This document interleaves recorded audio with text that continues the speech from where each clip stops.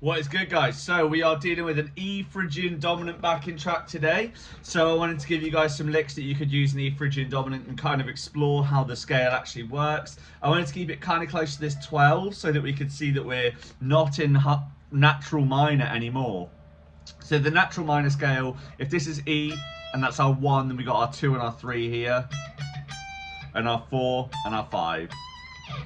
So the only difference between Phrygian dominant and natural minor is the first 2 notes. So we're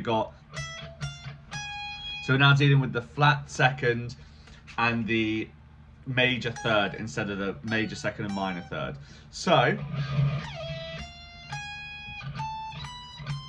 it's a very cool scale. So we wanted to use that.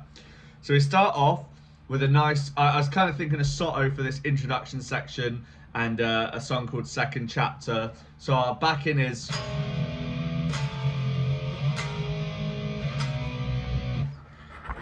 Obi is fraternising with my camera, and there's his tail.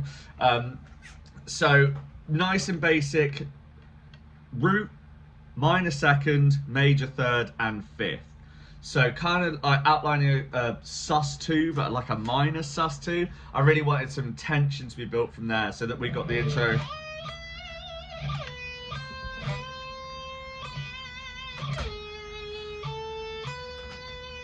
Nice and simple. So 17, then up to the 5th, which is B.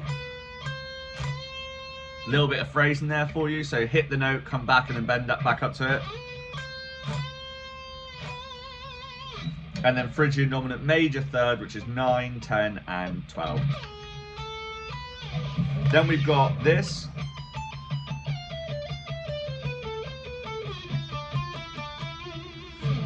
Which is just Phrygian dominant. Again, we have 20, 19, 17 twice. And that's around the B. Then we have 18, 17, 15. Because that's around the E. And then we have this, an octave lower, which is 17, 16, 14, and then this, an octave lower, which is 15, 14, 12. So nothing crazy because we're doubling up, but it is quick, so you know, look out for that. Then we want to go for something really brash and abrasive. The drums now go for the snare on the 1, 2, 3, 4. So we want something that's really aggressive. So double stops going up the Phrygian dominant. So go.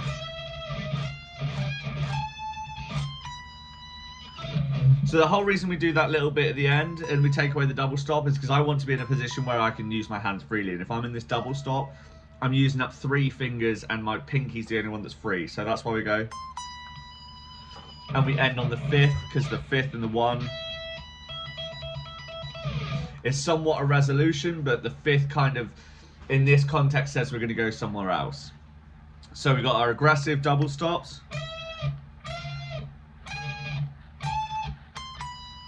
So that's on 12, 13, 16, and 17.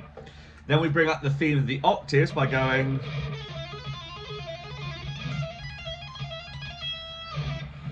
So again, we're just taking, because the big part of why I did E Phrygian dominant is so you can see the difference between this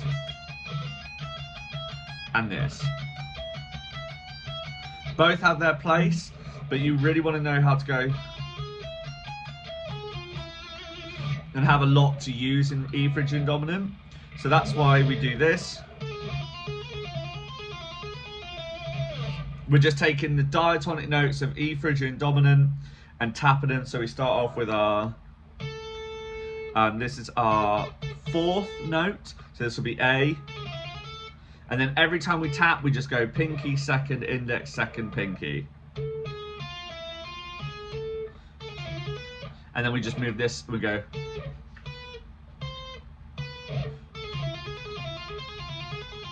then we move up to the exact octave, so everything up 3 frets, so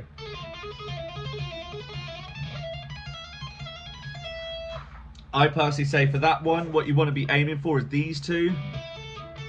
The rest are kind of going to fill in the gaps, but when you do the shift, it's mainly about getting this from 9 and 14 to 12 and 17. So